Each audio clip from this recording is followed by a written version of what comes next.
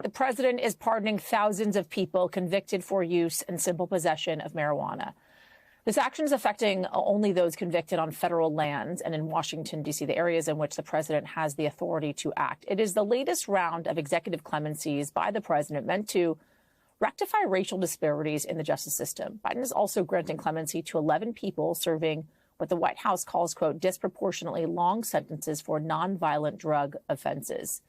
Meanwhile, we're looking at recent polling suggesting the Israel-Hamas war could be hurting the president in a big way with a key voting bloc. The latest NBC News polling showing that among voters aged 18 to 34, a whopping 70% say they disapprove of Biden's handling of the conflict, while his overall approval rating with young voters has plummeted to just 31%. Biden also may be losing ground with black voters, as that same NBC News poll has him beating Trump 69 to 22%, with African-American voters a sharp decline from his 2020 numbers. I want to bring in Dinora Getachew, the CEO of DoSomething.org, and Adrian Shropshire, the executive director of Black PAC, to talk more about all of this. Dinora, I want to start with you on this one and just talk about the overall concern the president and his team should be having right now when it comes to young voters and the plummet that we're really seeing in these percentage points of support. So great to be here with you on this lovely Saturday before the holiday season. So thanks for having me to talk about such an important issue. Of course, this is an issue of concern for young people, especially Gen Z. Let's be honest that this is the first time this young generation is watching multiple wars overseas, the extent of a global pandemic, economic uncertainty really taking a toll on them. And it's all happening at once, and it's all happening live, right? Young people in the palm of their hands have access to this information at scale. And what I would say is it's probably too soon to know how it's really going to impact the 2024 election cycle. What we know to be true at Do Something, the home for young people of civic activism, is that 18 to 24-year-olds are really concerned. They're concerned about the economic uncertainty that we're facing and whether our elected officials are hearing their voices. They're concerned about mental health and the climate crisis. They are also concerned about what's happening abroad and how that's going to shape their lives and the democracy and society that they're going to inherit.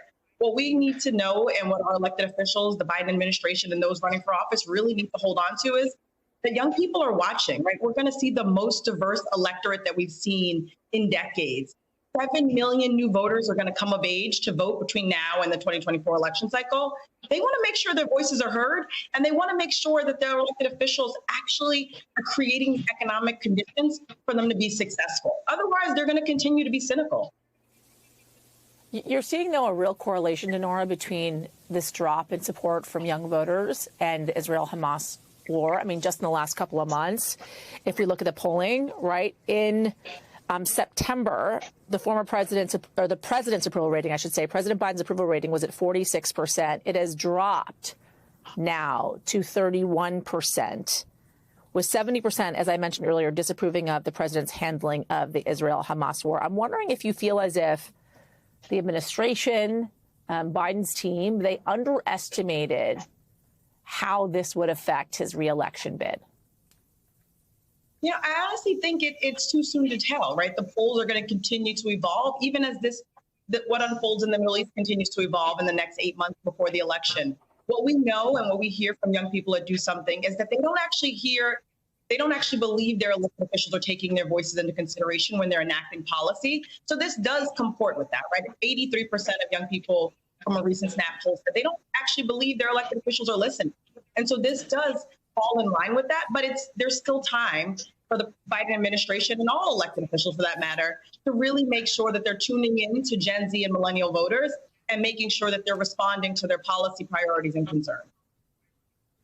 Adrian, then there's the concern over the Black American vote, right? It was the Black American vote. It was Black women that helped win the president his office, his seat back in 2020. He has lost almost 20 points amongst Black voters just in the last year. How concerned should they be?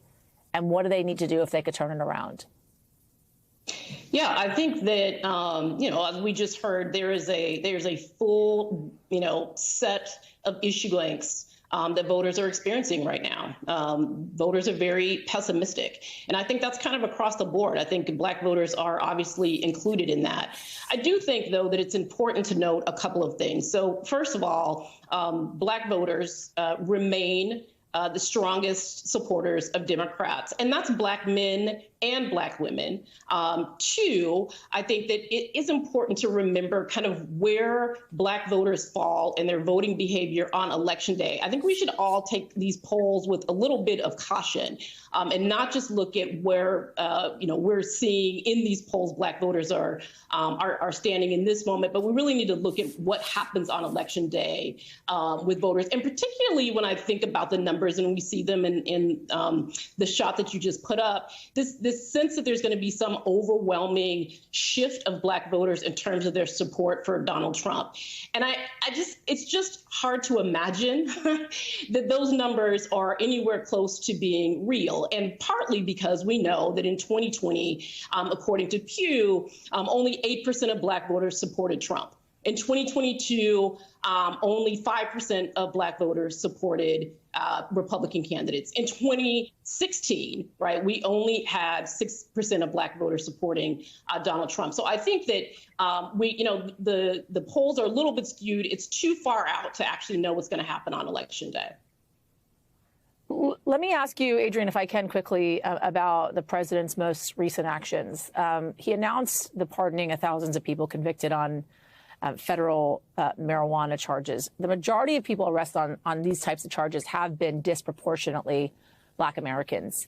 You had this recent polling from Gallup showing that 72% of people of color and 79% of people aged 18 to 34, they support the legalization of marijuana. Are the pardons in a way meant to play to both minority, you think, and young voters to try and bring those numbers up? I mean, I think the administration has done a lot over the term so far to address issues that are concerning to Black voters. Criminal justice reform obviously is one of those issues. Sentencing reform is obviously a part of that. And so I don't think that this is just things that they're doing in sort of this period of time of the election. I think that these are issues that they're committed to. We also saw a motion this week on police accountability, where the administration launched a new database to track police misconduct. That's really important. And that adds on to what they've done in terms of police reform, again, over the course of the term, banning chokeholds, banning no-knock warrants among federal law enforcement. I think that the administration and the campaign has a challenge in getting the information about what they've done to the voters who are going to be the most difficult to turn out in an election. And that obviously includes young people. That's exactly what I was going to ask, is if they're communicating some of the changes and the efforts they've made effectively. But you answered that question without me asking it. Adrienne Shropshire, thank you. Dinara Getachew, thank you as well. Happy holidays to you both.